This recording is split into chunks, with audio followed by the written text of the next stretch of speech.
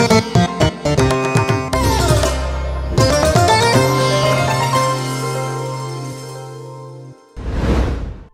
प्रिय मने प्रभु जीसुଙ୍କ नामरे समस्तଙ୍କୁ अभिनंदन जणाउछि। मो पछभागरे एक चर्च आपण देखुछन्दी ना। इंग्लैंड रे लंडन सहर रे जॉन वेस्ली चर्च कहा जाए। 1800 शताब्दी रे परमेश्वर जॉन वेस्ली को शक्तियुक्त भावे व्यवहार करुथिले। सेही दिन मानकरे उद्दीपना आनिबा पई परमेश्वर जॉन वेस्ली एवं चार्ल्स वेस्ली को अत्यधिक शक्तियुक्त भावरे से दुई जन को व्यवहार करिले। आपण सेही प्रभुंको दासंको द्वारा प्रस्तुत होइथिबा चर्चर नाम मेथोडिस्ट चर्च को देखि परिबे। से एही मंडलीर स्थापक अटंती। परमेश्वर तांको अद्भुत रूपे व्यवहार कले। से महान दास जोंठारे सेवा कले ताहा एही चैपेल रे। एठारे से अनेक प्रचार करिसंती। एही कैंपस मध्यरे ही ताहांको गृह मध्य रही अछि एवं एही कैंपस मध्यरे ही तांको कबर मध्य अछि। 88 वर्ष पर्यंत से सेवारे रहिथिले। 2500 किलोमीटर पर्यंत घोड़ारे चढ़ी से सेवा कार्य करुथिले। से दिन सुविधा नथिबा सकाशु से घोड़ा माध्यम रे चढ़ी सेवा कार्य करुथिले। एहीपरि प्रभुंको दास जॉन वेस्ली सेवारे अपना जीवन को संपूर्ण रूपे अर्पण करि दैथिले। प्रभुंको दास जॉन वेस्ली जीवन रे 40,000 वाक्य से संदेश दैछन्दी। मंडल से पवित्रता संबंध रे प्रचार करुथिले एवं लोकमान को पवित्रतार शिक्षा दउथिले। से जो आड़ को जाउथिले से स्थान मानकरे पवित्रता संबंध रे प्रचार शिक्षा दउथिले। प्रभु अद्भुत रूपे तांको व्यवहार करिले।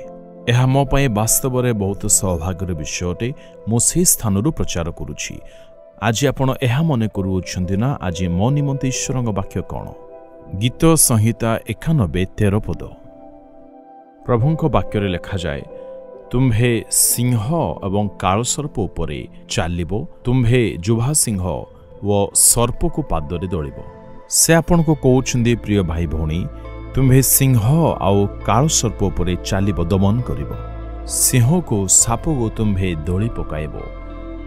एई दुई गोटी जीवर अर्थ कणटे? से माने शैतान परि अटन्ते। एवं सिंह संबंधरे लिखा जाए, से सिंह प्राय गर्जन करे।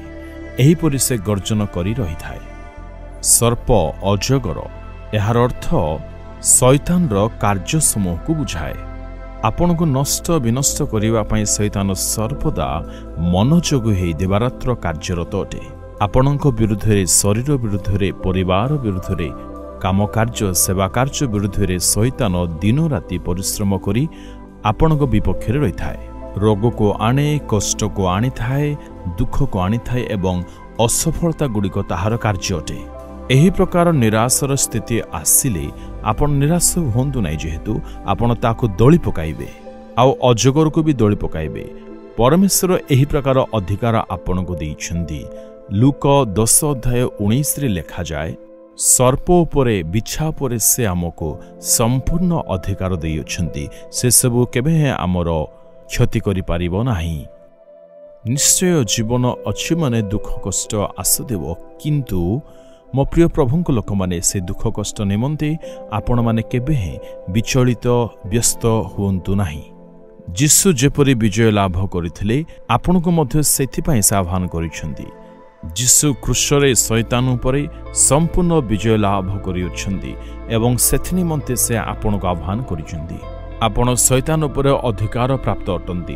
एणु केबे हे निराश दुखित न हे कहतु, शैतान को धमक दे कहतु, तुम ठार दूर हो आउ साहस सहित विश्वस्त भावे विश्वासरतार प्रतिरोध करू। सेथिरे से पलायन करिवो। परमेश्वर आपणक संगरे संगरे अछंती। आजिठार निश्चय परिवर्तन आपण देखिबे। जदि जीसुंक ठारे आपण संगरे समय बिताइबे, परमेश्वर आपणक पई अद्भुत कार्यमान करिबाकू लागिबे।